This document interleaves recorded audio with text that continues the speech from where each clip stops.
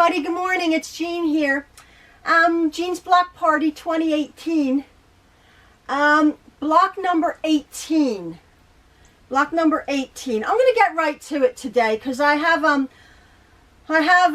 some other things to tell you. This is block number 18. I like it this week. It's sort of like an X and crosses.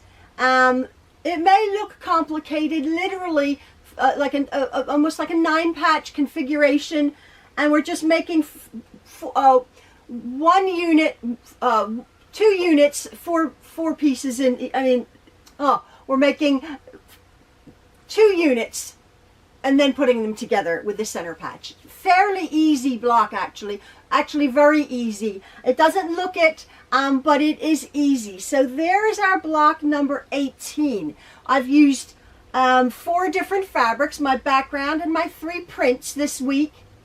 This is like a flip and stitch sewing method, like almost like a snowball block, but not quite in the corner to make this diagonal. Don't worry about it. The one thing I'm emphasizing, this is my back, is to be very careful when you're stitching this unit here, because this is on the bias. So you want to be very careful with your pressing, with your ironing. And I actually say I've actually used some spray starch to stiffen up this unit when I was pressing it very, very carefully. So that's our block 18. It wasn't like block 17. It worked out really good. Actually, it was slightly big. It was slightly big. I did this with a 1/4 inch. Oops, I did it with a 1/4 inch seam. There's my 12.5 inches. I should say, excuse me, I did this with a scant 1/4 inch seam, and it came up just slightly big. I did it with a scant 1/4 inch because there's quite, again, as I say, there's quite a lot of seams in here. So sometimes you want to do the scant 1/4. Anyway, it was slightly large, so I actually had to slice it down just a little bit, which is better than having to add things like I did last week on block 17. But it's all good. It's all good. Okay, what I wanted to tell you, as you know, like last week, my block, in the week of block 17, I was having a very difficult, I guess I was having a bad week. I don't know, a bad couple of days. I told you that my husband was trying to help me with the math. It wasn't any big deal. What capped it off is, like, who cares about a quilt? Who cares about fabric? The night we took my son, the night we took my husband took me out to dinner, if you remember that. When I was having such a bad day, we take our son Maxwell with us, who lives with us. He's 18. You've met Maxwell before. Maxwell has epilepsy, and at the restaurant he sort of had a seizure, and so he's having a little bit more seizure activity. Not huge, like he did last summer.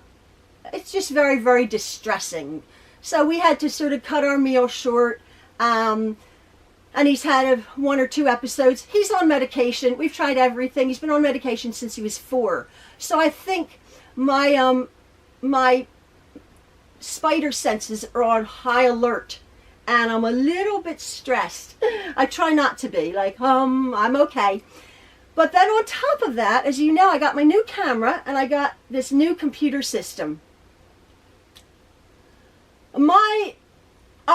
Let me just explain very quickly. I don't do anything. I do everything quickly, but explain stuff. The old computer I had was an all-in-one. It was a real nice. It was just an all-in-one little computer. And it was, if you know anything, it was a Windows 7.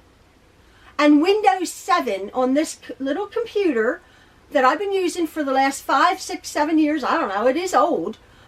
Windows 7 has a movie making capability. It's called Windows Live Movie Maker, which I make my little videos.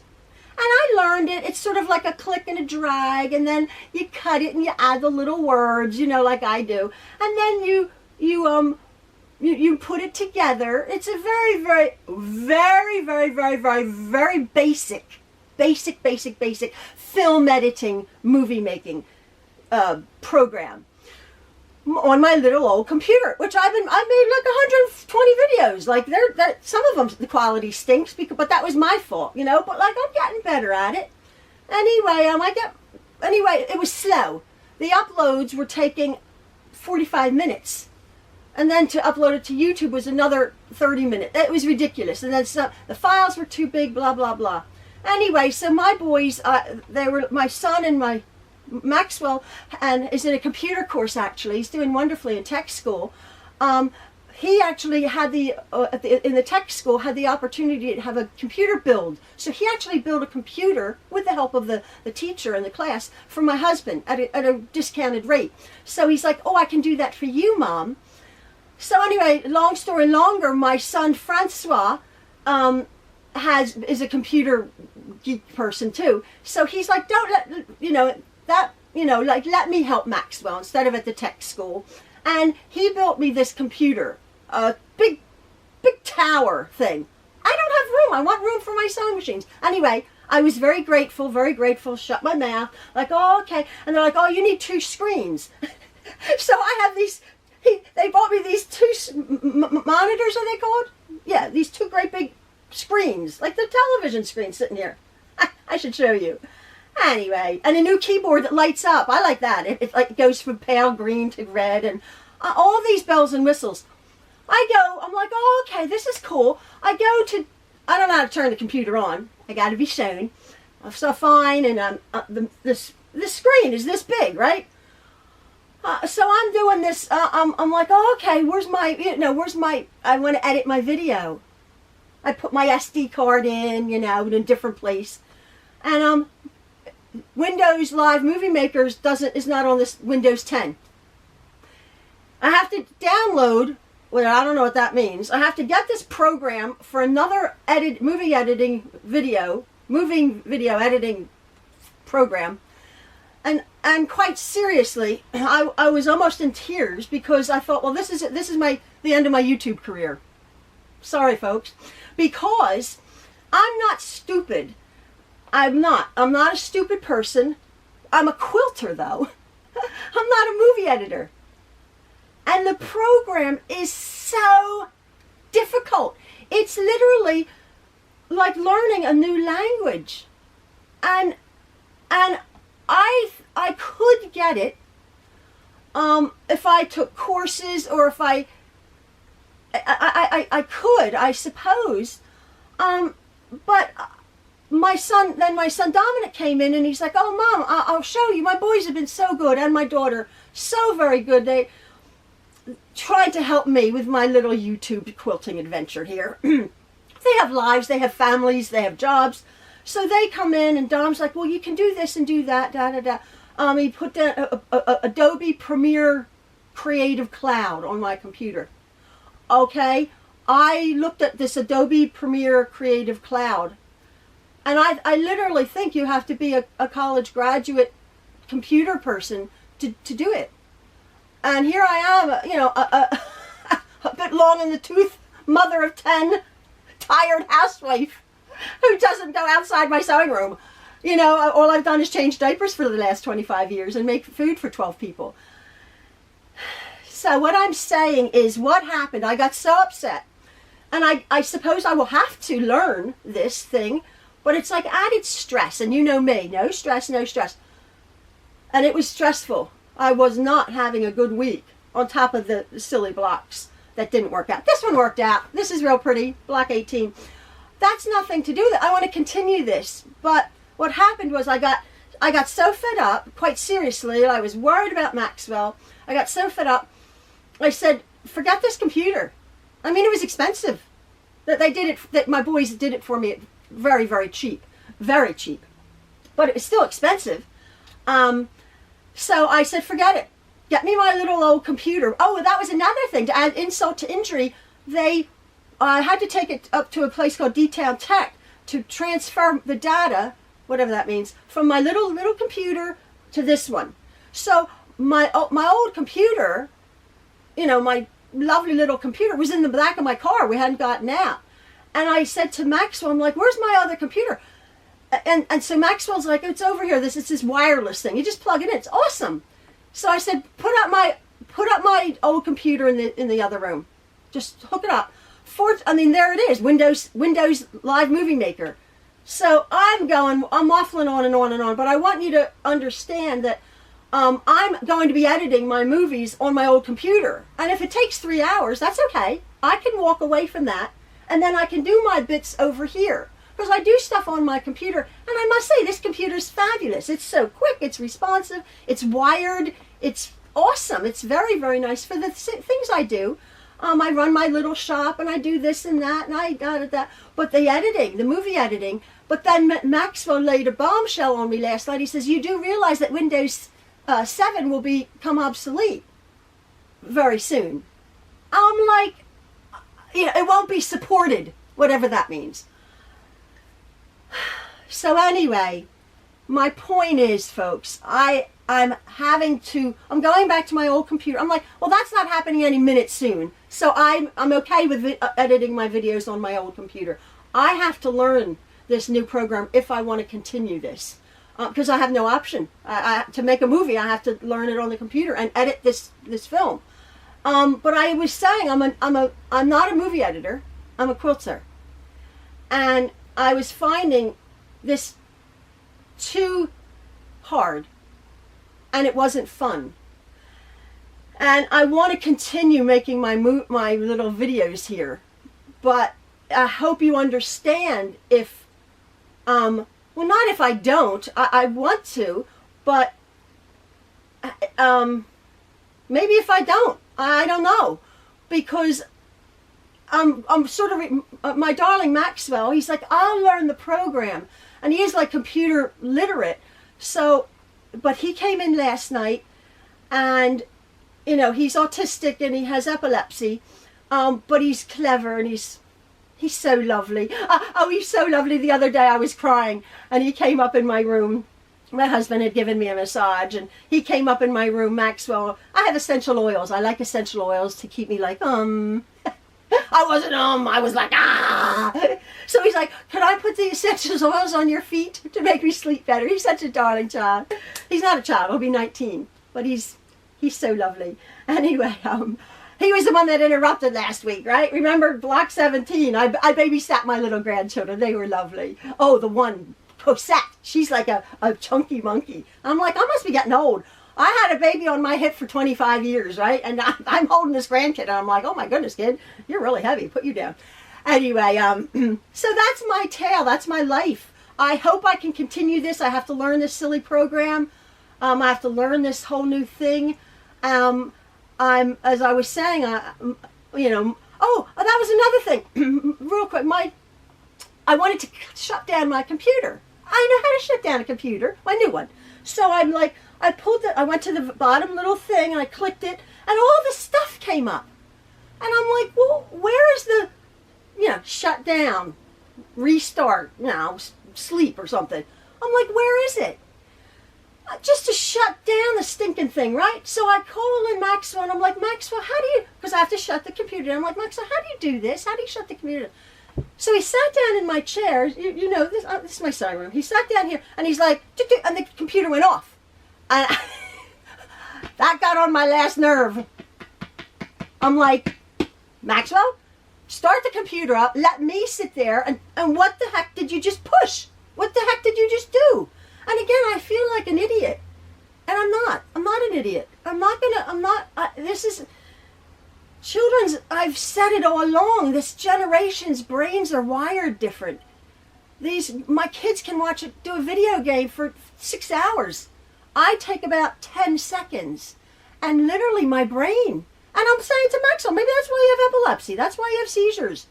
I don't mean to be, I'm not downplaying that, I'm not being, that's crass to say, but it doesn't affect them. That doesn't affect them. Fluorescent lights affect them, noise affects them, crowds affect them. He can play his video games, and I'm thinking, this generation's brains are seriously, I grew up for the first 25 years of my life outside. I mean, my mom and dad, they put me outside. As you know, I'll be 62 years old. In the 50s, we just went outside, we played, we came home at dinner time. I think I was raised by wolves. I was raised in the country, in the middle of the woods, just going here, there. Kids nowadays, you don't even see kids. Anyway, don't get me on that rant.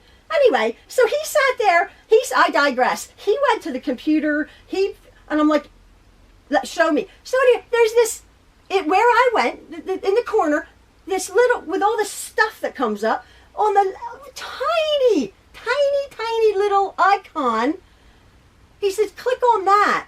I couldn't even find it. I'm like, oh, okay, I found it.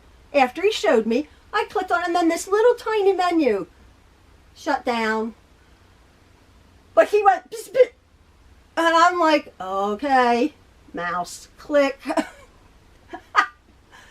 So anyway, there's my story. I hope I can make videos. Anyway, I'm making videos for now. This is our block. We're getting back to block 18. Real easy block. I explain it to you. I don't want to go on and bore you any more than I have. There's block 18, folks. 2 more weeks left. And then we have to figure out how we're going to put this quilt together. So I love my little block here. I changed it up a bit, but you'll see what as I was videoing it with my new camera. And again, my new camera. I was trying to record something, and it kept doing it 5-second movies. And I'm like, no, don't turn off. I had to read the manual. No, I didn't read the manual. Manuals stink. Go to YouTube. My boys are like, YouTube, let YouTube be your friend. So I'm like YouTubing everything, like how to turn on the computer. Oh, ridiculous. But YouTube helps. But this was actually from a book I have in my library, this lovely little quilt block. So that's our week today. This week, I'm filming this on Thursday. You're seeing it on Sunday. So I'll be going to the quilt show. That'll be lovely. I'll be out of the stinking house. I'll be away from stinking computers, and I'll be around lovely quilts with my friend. I don't know if Malia and Ying can get there, because it was not last minute, but something came up for Malia. And my Ying is pregnant. She's pregnant with our second grandchild. She's pregnant. Her little girl, Olivia, is 6, and she's like our honorary grandchild. We always say we have 13 grandchildren. Oh no, I will have 13 biological grandchildren, or 13 grandchildren. We have 2 step-grandchildren. I'll have our 12th biological grandchild. Our daughter-in-law Heather is expecting. Jordan, our 3rd son, is expecting. So we will have 13 grandchildren. And then Olivia and her little baby that's growing in Ying's tummy. So our family is expanding. There's Trueloves. We're going to take over the East Coast. Anyway, so that's that. I hope you love block 18. And computers notwithstanding. Thanks so much for listening to me, folks. I needed to vent this week. Thanks. Bye.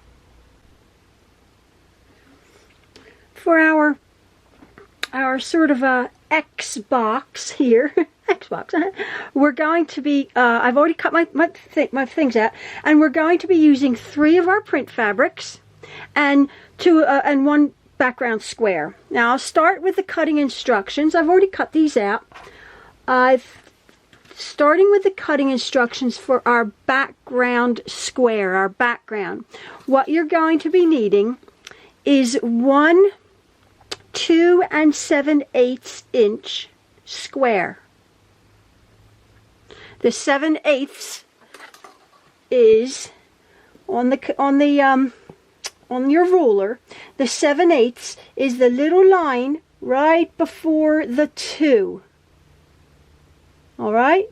So you go to the 1 right before the 2. There's 1 small line, and that's the 7/8 inch square. All right, we're going to be needing of the background fabric 8 3 3/4 inch squares, and that is the larger line after you have a 1/4, 1/2, 3/4. So we're going to be needing 8 3 3/4 inch squares of our background fabric.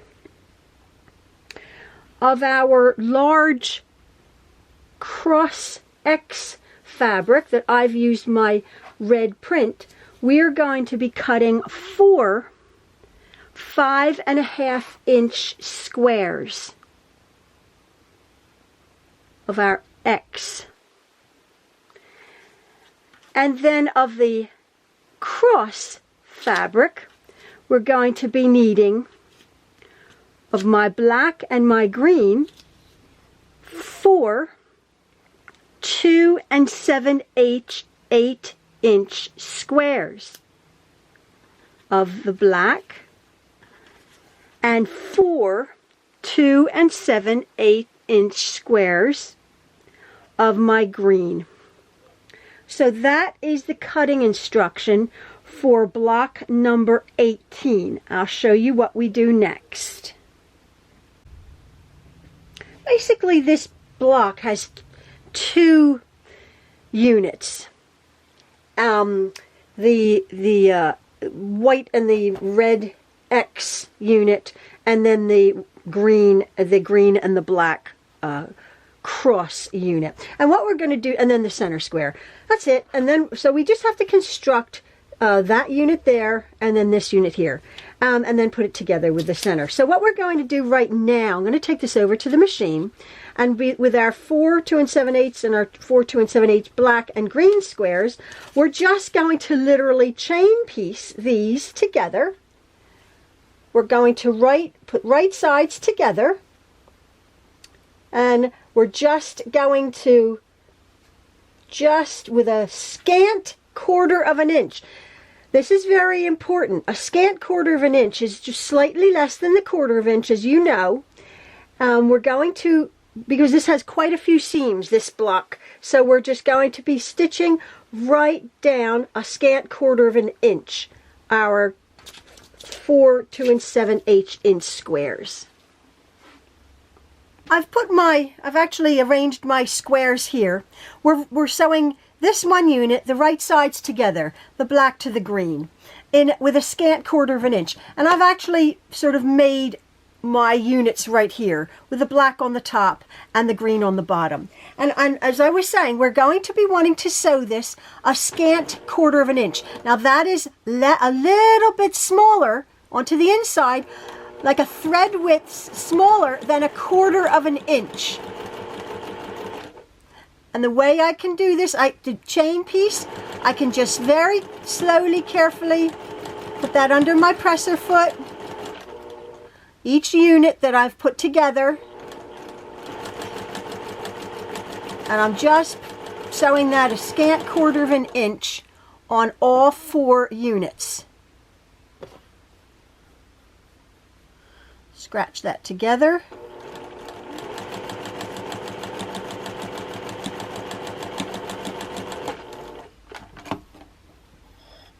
And then I'll cut them apart, and that's our 1 unit. I'm going to go over and I'm going to press these. I'm going to set the seams, and then I'm going to roll that over to the dark side and press that unit right there. Our 4 units that we just stitched together, we'll put them to the side along with our center square.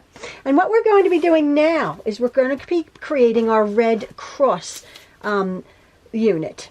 And again, I have to find the right side, the wrong side, excuse me. We're going to be marking. You can either mark or you can iron. I've been marking lately because a lot of people do that. I prefer ironing, but this, if you have, if you're going to be making an entire quilt, you might want to do whatever method is the easiest for you, and because marking will take a tremendous amount of time, as does ironing.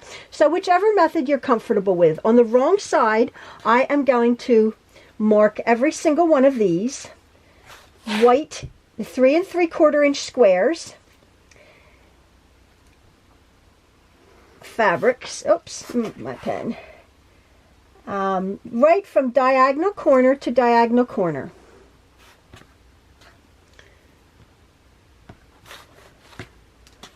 So let me just finish that up, and then I'll show you what we do. We're going to be making this unit here with the red and the white. I've marked all of these from diagonal to diagonal on the wrong side of the fabric.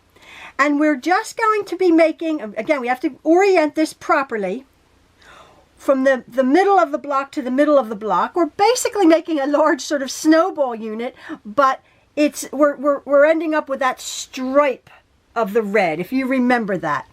Now what we're doing is we're going to be basically stitching on that line But remember, just because of a thread width, just a thread width inside towards the corner of that actual line. Oops, excuse me. My pedal's gone walkabouts. Where's my pedal? Oh, mate, my pedal's gone. I gotta find my pedal. So I'm just gonna start right, not on the line, just one thread inside that line. Just go slow. This is it. That's your 3 3/4 inch square. And I'm not going to chain piece these. I'm actually going to do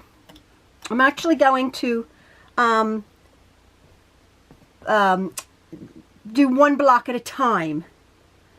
So I want to get my orientation correct.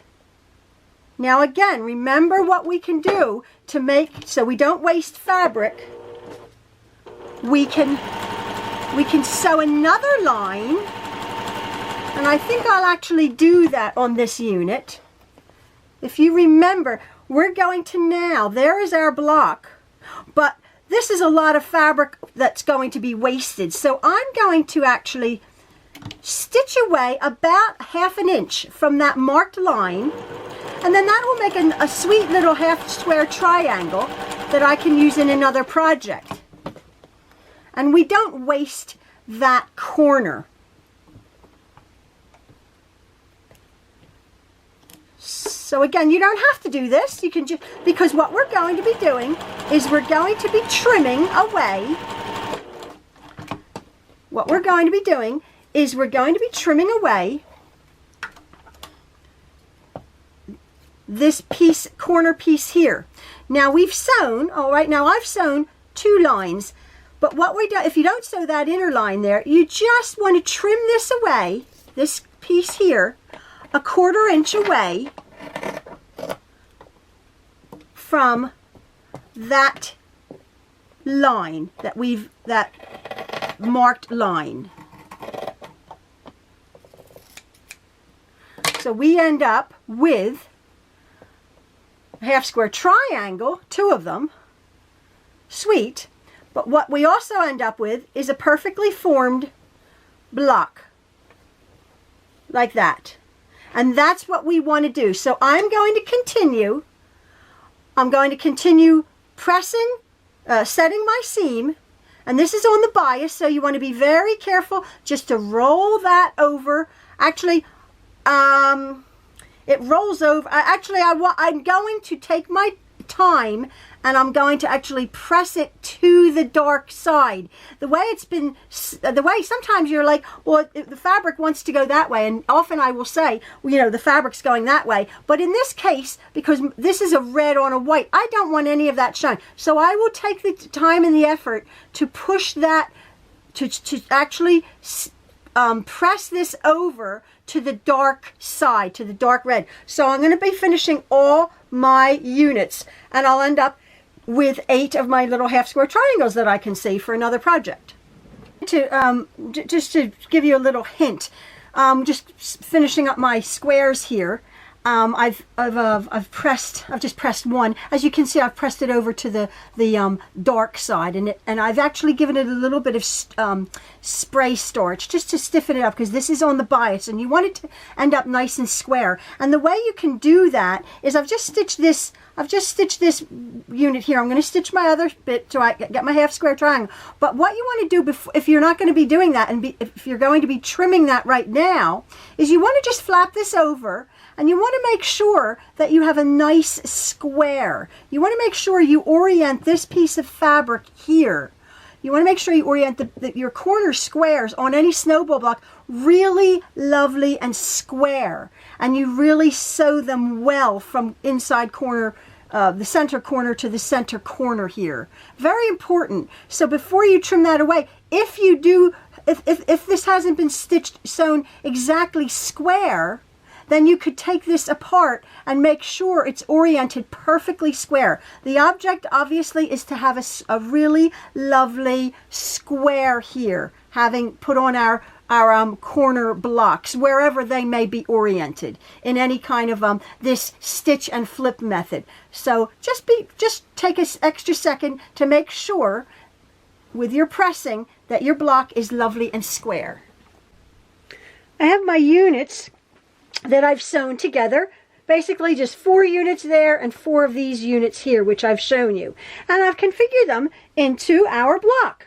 What we're going to do, obviously, is the red, or our corner stripe units here, diagonals, are going into the center. And then our, whatever color configuration, I could do it like this if I wanted to. I could put the green in there. I may. I don't know. I like the, let me just see what that looks like. No, I like the black myself inside here. Or you just do it, you could do it, you know, you could mess about with this block. You could do it that, oh, I like that. Maybe like a patchwork, like a, more of a patch. I think I like that one. I think I like that actually. So you can mess around with this block. I like it like that. I had all 4, as you could see, I had all 4 the black in toward the center, but I like that. So now what I'm going to do is, when you create this unit here, you're going to be, again, it's a sliver. Just take your ruler, where's my ruler? You just take your ruler and trim this up. Make sure that this unit here is 5.5 inches square. I just trimmed, and it will come up like that, but you just want to make sure you have, just take those slivers off and just tidy up that block, these corner blocks here. And then we're ready to put our block together. Unbelievable. So what I'm going to do is, again, there's no real matching except for these points here, which we've done, but we're going to create this.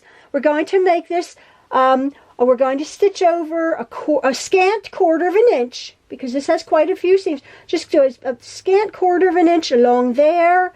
Basically, what are we making? 1, 2, 3, 4, 5, 6, 7, 8, 9. We're basically making a 9 patch, just like we have done before. So I'm going to go over, I'm going to stitch my seam here, I'm going to stitch this one here, and then I'm going to come back, and then I'm going to stitch all my blocks together in row, and then I'll come back and I'll sew my rows together, and hopefully it will make up 12.5 inches. I was just looking at this when I was messing about with that. I really, you know, was just experimenting. I wonder, you know, there's so many things, like, I don't know, like you can do with this unit, like look at that. Like you can make this all sorts of different ways, this block. Like, I mean, do it, make it your own. This is I was following a pattern in a book, and this is, I like this cross sort of, and the X.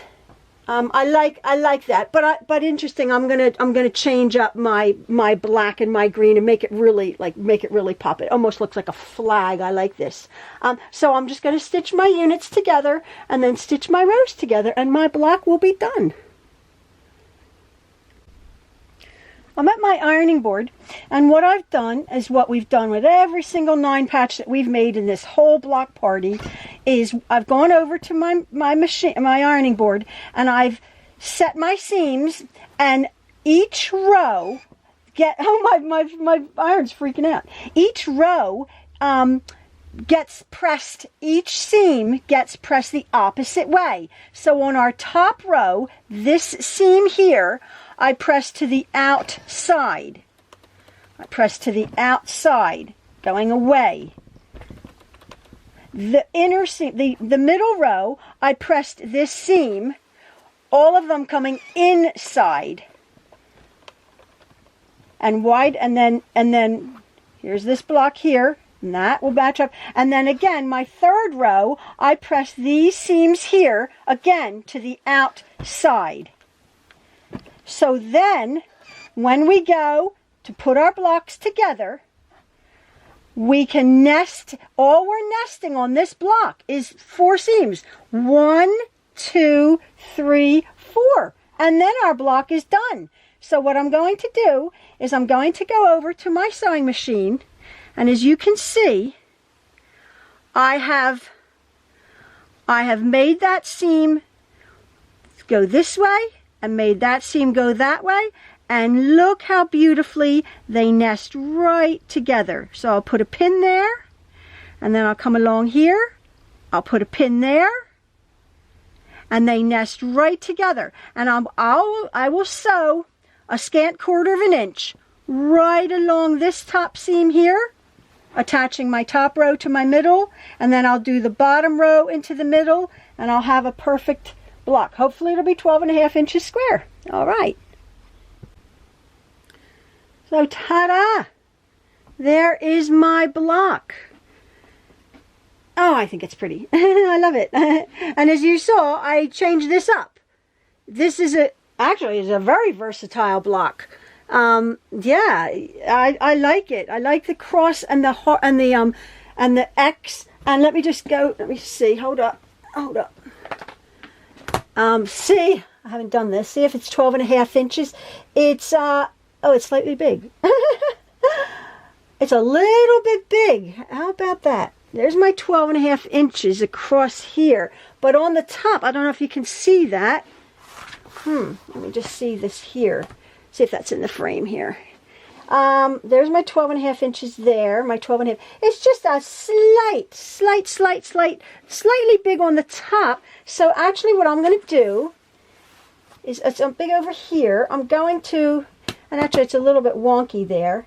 I'm going to take my 12.5 inch ruler. This is all lovely here, here, and here. But this side here is just slightly big. I cut it at a scant 1/4 of an inch, but that's okay. Look at that. I can cut it down. I can cut it down. And if you remember last week, block 17, I had to make it a bit. I had to add a little bit. But there is my perfect 12.5 inch square block. Block number 18. Pretty. We've used 4 fabrics. 3 print fabrics. I think you can really personalize this yourself. Change these around if you want to change them around. You don't have to have the cross. If you remember, you could do like a circle almost of these going this way. So have at it. Show me what you're doing. You'll probably do this. Let me see the back.